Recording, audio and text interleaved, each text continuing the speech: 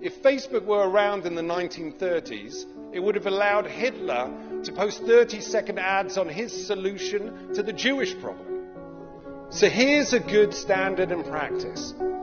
Facebook. Start fact-checking political ads before you run them. Today, around the world, demagogues appeal to our worst instincts. Conspiracy theories, once confined to the fringe, are going mainstream. Hate crimes are surging, as are murderous attacks on religious and ethnic minorities. All this hate and violence is being facilitated by a handful of internet companies that amount to the greatest propaganda machine in history. I believe that it's time for a fundamental rethink of social media and how it spreads hate, conspiracies and lies. Last month, however, Mark Zuckerberg of Facebook delivered a major speech that, not surprisingly, warned against new laws and regulations on companies like his. Well, some of these arguments are simply, pardon my French, bullshit. Let's count the ways. First, Zuckerberg tried to portray this whole issue as choices around free expression. That is ludicrous. This is not about limiting anyone's free speech.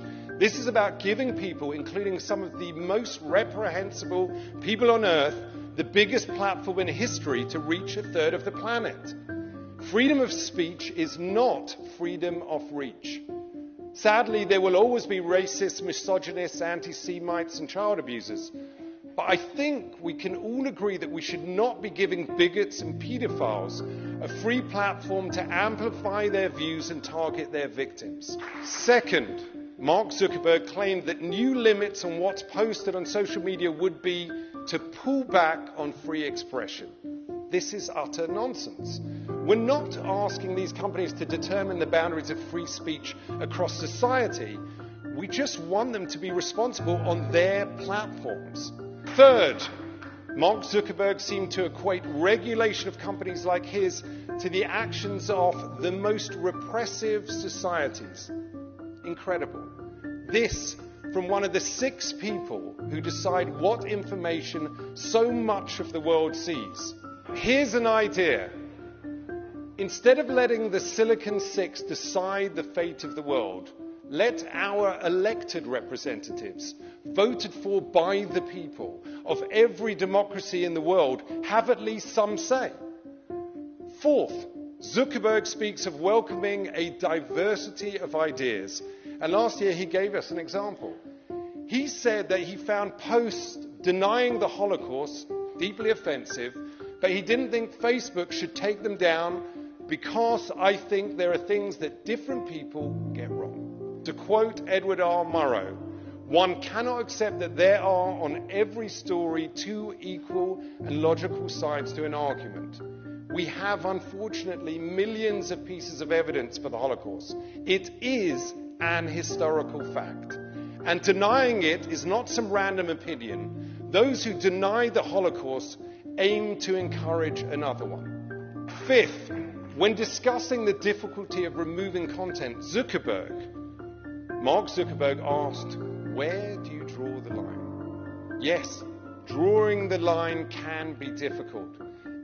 But here's what he's really saying. Removing more of these lies and conspiracies is just too expensive.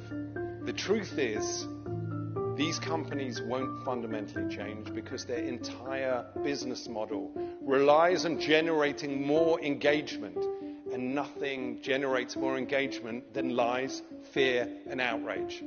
Finally, Zuckerberg said that social media companies should live up to their responsibilities. But he's totally silent about what should happen when they don't. By now, it's pretty clear they cannot be trusted to regulate themselves.